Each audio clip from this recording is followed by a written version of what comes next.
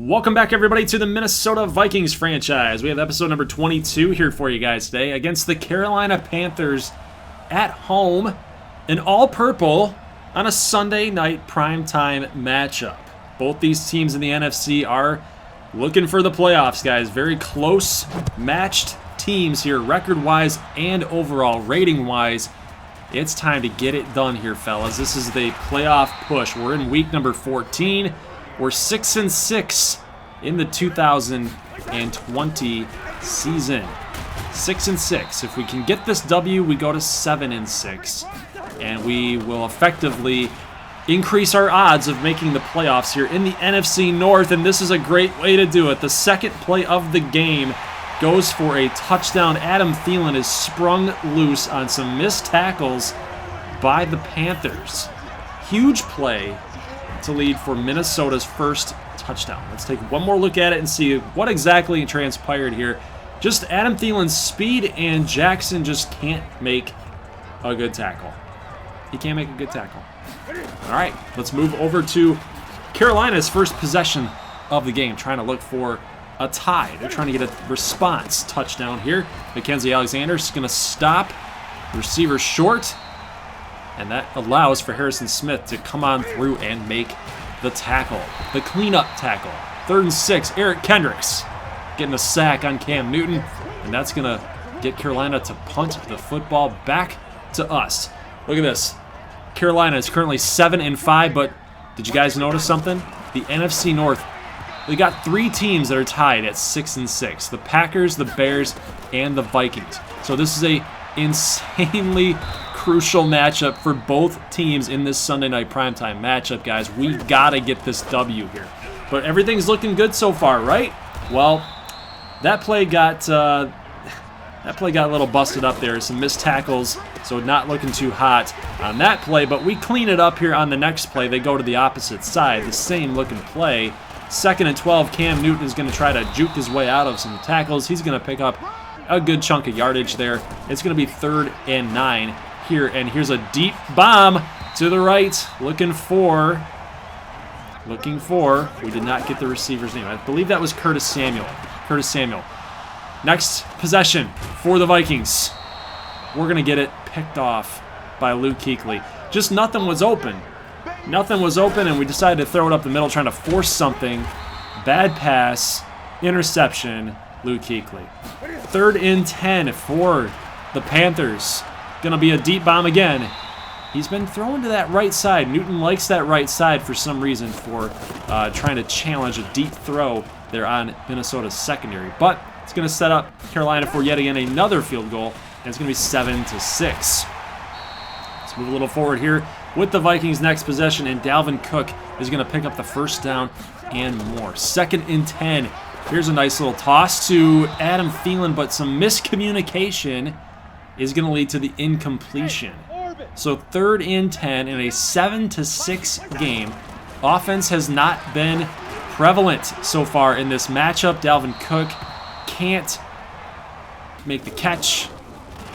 And why do we show punts? Why do we show special teams? Because good things happen. I'm going to say that all the time, and we get a good punt here to move Carolina to the 5-yard line. But they will hand it off here, and they will pick up 4. That's Janovich with the carry. 2nd and 6, and oh man, Ben Gideon, turn around, bud. It's going to be a first down for Carolina, and they're moving the chains here. Here's Christian McCaffrey going to juke his way out of some tacklers. They will pick up the first down, plus an additional 15 yards due to a face mask. Thank you very much, Anthony Barr. Go up to the 23-yard line. Here comes Carolina, and a nice tackle here. Very good tackle by Mackenzie Alexander. It's going to be a 2nd and 11. Another tackle behind the line of scrimmage. That's going to be Holton Hill, and we have another linebacker there for Minnesota. Here's a pass completed to Carolina receiver there. It's going to be the tight end. No, it's T. Higgins. It's T. Higgins, guys. Those shoulder pads threw me off a little bit. It's T. Higgins from Clemson, believe it or not.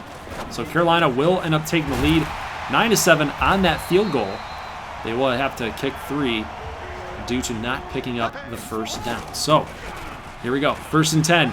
Minnesota Gonna get another first down here towards the end of the second quarter, guys, towards the 2-minute warning. We got to get a score, man. We need a touchdown, man. We can't keep settling for 3 and outs and stalled drives. Well, we get another stalled drive, and Cody Parkey's going to hit a field goal here, making it 10-9. What a barn burner. It's amazing, right? 43 seconds to go, and Cam is going to fire one deep to the left, and it's going to be incomplete. Barely incomplete. Here's a pass completed to Greg Olsen. Going to get 8. Pass complete here to the left side. Going to pick up the first down. They will try to hurry it up. It's going to be a 12-second runoff, guys. And, yeah, you got to get out of bounds. You got to get out of bounds. Just because of this, how the game works. You know, you try to run that hurry-up offense, and you're going to risk losing some seconds off the clock. So, good defense. Good job on defense to just play that prevent and not allow the big play for Carolina. Let's move to the second half here, and Christian McCaffrey is going the wrong way. I feel a little bad for making that tackle in the backfield for a 4-yard loss. I really do. I feel bad because the CPU just, it got turned around. It got turned around off a spin move, and it's trying to recalculate. I feel bad. But here's a 3rd and 8 situation, and this pass is going to be incomplete. Good defense there by Minnesota.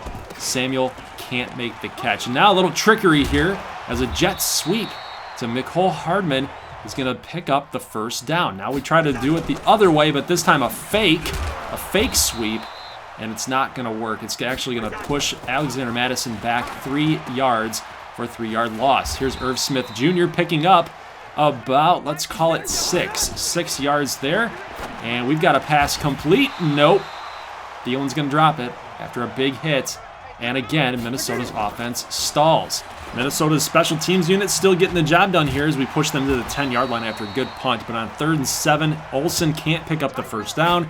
Let's move to Minnesota's next possession. 3rd and 5, Derek Wolford-Graham, the rookie from Iowa, making this catch for the first down. 2nd and 3, we're going to go up to the left, a little bit up the middle, but Cook can't pick up the first down. 3rd and 3, 2 minutes and 5 seconds to go. Cousins, nice pass. Nice pass completed to Kyle Rudolph for the first. 22-yard line. Cousins feeling a little bit of pressure, but oh, dude, nice catch by Hardman to pick up the first. 1 minute and 5. Here's a pass completed. We are inching ever closer to that end zone. It's been eluding us. Oh, they got pressure, but Cousins cancels it, cancels the play action, and that's going to be a touchdown, guys, for Irv Smith Jr. We finally get on the board. Since the second play of the game, we have not scored a touchdown. That's awesome. That's good. That's a good thing. 17-9. Before the end of the 3rd quarter, Cam Newton's going to fire this deep, and Holton Hill can't cover Greg Olsen. Greg Olsen outmanned Holton Hill to end the 3rd quarter, and that's going to set up Carolina for a 3rd and 2 at the 7, and a nice play by Eric Kendricks to stop that first down attempt there. 4th and 2. Run up the middle. Kendricks can't make the tackle. Oh, it's going to be a touchdown for Carolina, and they are inching back. McCaffrey gets into the end zone. It is 17-15, and they're going for 2 to tie it up. Pass completed, but out of bounds. Out of bounds. Greg Olsen can't get the second foot in. He did get the first. Watch right there. 1, and then this one did not touch. We'll zoom it back over to the left there. Yeah, he didn't get there. So now it's up to Kirk Cousins to grind some clock down and get this game over with and get out of here with a W. Get out of here with a W. Let's go to Week 15 at 7-6 at top of the NFC North. Let's just do that. But Mecole Hardman, turn around. Turn around. It's going to bounce off his helmet, and it's going to be an interception. Justin Reed picks it off. Or should I say Eric Reed picks it off. Look at this. Oh, my God. The brakes, man. Just the brakes. All-Madden cheese, guys. All-Madden cheese. But we make up for it as Danielle Hunter coming through and getting this sack on Cam Newton. 2nd and 16. Pass Going to be incomplete. Good pressure. Good pressure to force the wild throw. 3rd and 16. Cam Newton dropping way back. And Danielle Hunter says, okay, dude, you're on an island by yourself. I got you. I got you zoned in. I got you lined up. 10th sack of the season for Danielle Hunter. 6 minutes left to go, guys, in this game. And here we go. Mike Hughes had a touchdown in the last episode. He's going to return this all the way to the 49. He got taken out by the punter. Unbelievable. He might have taken it all the way. First down by Dalvin Cook, but he fumbles the ball. Another turnover for Minnesota. Oh my gosh, dude, we are just shooting ourselves in the foot. However, we'll take a couple more looks at it because it seemed like his elbow was down and then the ball came out. We'll take one look at it there. Ooh, that was close. That was really close, but guess what? The referees go on our side. They give us the ball back. I think he fumbled. It looked like his wrist fell down, but I don't think if your wrist hits, you're down. I think it's got to be your elbow. But we do get the first down here with Dalvin and a nice pass completed to Mecole Hardman. Down at the 11. It's going to be a first down. It's his 3rd catch of the night. 1st and 10. Pass going to be completed to Hardman again. He's going to take a big hit. He's going to get to the 5. That's a gain of 6. We've got 496 yards of total offense today. That is crazy. Absolutely crazy. Now, watch this play again. I'm going to show you guys this play again because this was an amazing blocking job by Andrew Thomas, our rookie, and our left guard. Watch it one more time. Look at this. Double team here. Nice little chip block by Madison, and then to come on over and switch like that led to the touchdown to Adam Thielen. That was a crucial job by that O-line to give Kirk some time. Something that the Vikings fans, I'm sure you guys, you feel that. You feel that, right? Offensive line for Minnesota is just not very good for Kirk Cousins. However, it's 24-15 right now, guys. 1 minute and 20 seconds. Carolina is driving. It's a 9-point game, so even if they get a touchdown here and a 2-point, I don't know if they would go for this, but it's not going to really matter here unless they get a onside kick, and it's going to be turned over in the back of the end zone. Eric Kendricks with the interception, guys, with 55 seconds to go. So the guy that started the game off on Minnesota's defense with a sack to end Carolina's first drive, you guys remember that? He ends the game with a clutch interception. Who knew a linebacker like Eric Kendricks had enough finesse to get that foot in bounds, or 2 feet in bounds, and make that pick, right? It's an awesome game. Awesome game for Minnesota. Yeah, the offense kind of struggled there towards the middle part of the game, but I think we came back nicely and got the job done. Despite the 2 turnovers, one was a bad pass. The other was not Kirk's fault. It was Mecole Hardman just not making the catch. Like, you got to make that catch. You just have to. Dalvin Cook, 18 attempts for 90 yards. Rudolph, 5 for 33. Thielen, 4 for 101 and 2 scores. Love it. Love it. If you guys are new here and wondering where Stefon Diggs is, no, he's not traded. He is actually hurt, and he's out for the rest of the season. So, yeah, we kind of need Mecole Hardman, Olabisi Johnson, Kyle Rudolph. We need all of our offensive weapons to kind of step it up here in the next few weeks. Defensively speaking, good game for Danielle Hunter, 2 sacks. Kendricks had a sack and that late game interception, so he gets a boost. He gets an upgrade for his great performance tonight. And as you guys can see in the NFL standings in the NFC North, the Packers and the Bears both won last week, so now we are still all tied up at 7-6. Let's take a look at the Bears and the Packers remaining schedule here. The Bears still have to play against the Packers. They still have to play against each other. Fortunately for us, we have already played the Bears and the Packers twice. We don't have to play them again. All we got to do is just win at least one game. That's it. All we got to do is win one game. I think maybe 2. Maybe 2. But either way, someone's got to win in that Green Bay against Chicago game. And whoever it is, they're probably not making the playoffs. So we have to at least win one game in this final 3-game stretch, guys. It's going to be tough. It's going to be tough, especially without our big-time offensive weapon, without Stefon Diggs. But we'll try to make it happen, guys. Let's get into some scouting. What do you say? All right, guys, good win against the Carolina Panthers. Let's take a look at some scouting. And again, man, it's tough. I mean, I do have to go ahead and I have to scout Trevor Lawrence. I mean, everybody's got to see what Trevor Lawrence is doing here, right? He's 6'6", 220, 22 years old. Look at all those ratings. A+, A+, A+. Yeah, he's going to go to the worst team in the league. That's what's just going to happen. And I don't think that we're going to even be anywhere close to where he's at. There's just no way. If we're looking at another quarterback, which I don't think that we are, especially considering that JT Peppers is probably going to be the guy after Kirk Cousins is gone. I mean, we could look at some other guys down here, maybe. I mean, look at this guy, Sebastian Mihut, Georgia Southern, A+ throw power. But the accuracy, it's okay. It's okay with B+. That's all right. Oh, connection is lost. Go figure. All right, Dylan McCaffrey. Ooh, Dylan McCaffrey's in the 3rd round. That's interesting. But again, we're not looking at quarterbacks. We might possibly consider some wide receivers. I know I really wanted to look at Justin Ross just in case he fell to us. Jamar Chase is a guy that I really like. Looks like he's fallen in this draft class to the 3rd round. But Jamar Chase would be amazing. I'm not seeing anything else right now that really stands out. With only 55 points for scouting, obviously once we get into the offseason, we'll really start digging in deeper to scouting. We're going to have more points available to us. But, this is a position that I'm considering is wide receiver at some point.